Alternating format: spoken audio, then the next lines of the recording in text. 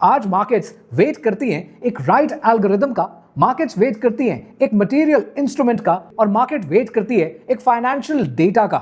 जब ये तीनों मिल जाते हैं तो बूम, मार्केट में कोई भी रिजल्ट हासिल किया जा सकता है। Let me be more explicit about it. अगर आपने फाइनेंशियल मार्केट्स को स्टडी किया हो तो आप ये देखते हैं कि बड़े बड़े इन्वेस्टर्स, और मैं उनकी बात कर रहा हूं जो बिलियन डॉलर इन्वेस्टर्स हैं, वो करते क्या है? वो करते ये हैं कि वो सबसे पहले एक ऑप्टिमल टाइम का इंतजार करते हैं कि कब मार्केट के अंदर वॉलेटिलिटी की विंडो ओपन होती है।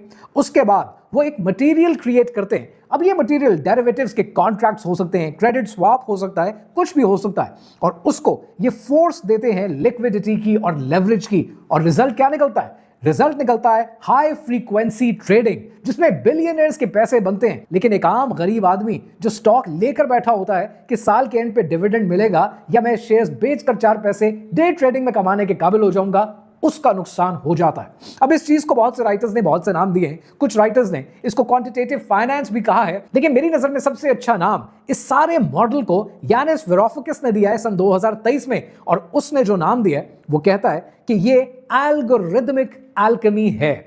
इसके ऊपर अगर आप कोई किताब पढ़ना चाहें तो आप एक किताब जरूर पढ़िएगा बाय ज़करमैन, और इस किताब का नाम है man who solved the market. गायतुल हकीम की कहानी आपने समझी, पीकर ट्रिक्स की कहानी आपने समझी, और आपने ये समझा कि हर किताब पढ़ने के लायक नहीं होती। बेशक रिगार्डलेस ऑफ द फैक्ट कि आज कितनी ज्यादा इसकी डिस्कशन इंटरनेट पर हो रही है, सोशल मीडिया की जीनत बनी हुई है, या कितने इन्फ्लुएंसर्स इसके बारे में बात ही क्यों नहीं कर रहे, ये किताब पढ़ने के लायक नहीं है। जिंदगी में जादू से बाहर आना जरूरी है, लेकिन जितना मेरे पास डेटा आता है, सवाल आते हैं, लिटरली ये लगता है कि आधा पाकिस्तान जादू कर रहा है और आधे पाकिस्तान पर जादू हो रहा है। We need to get out of it. एक अल्लाह सुब्हानो व तआला के सामने झुकने की ये आदत अपनानी बहुत जरूरी है, क्योंकि इसके अलावा और कोई रास्ता नहीं।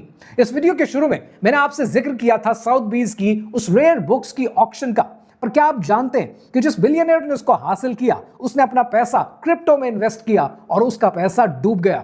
लोग और इन्वेस्टर्स उसको ढूंढते फिर रहे थे और वो मुंह छुपाकर दुबई चला गया, और वहां से उसने अपनी एक आखिरी ट्वीट लिखी, और उसने ये लिखा कि मुझे लगता था इस किताब से मैं सितारों को कंट्रोल करने के काबिल हो जाऊंगा, जिंदगी में जो चाहिए हासिल कर पाऊंगा, लेकिन मैं नहीं जानता था कि ये चीजें क्रिएटेड आइटम्स नहीं बल्कि क्रिएटर देता है।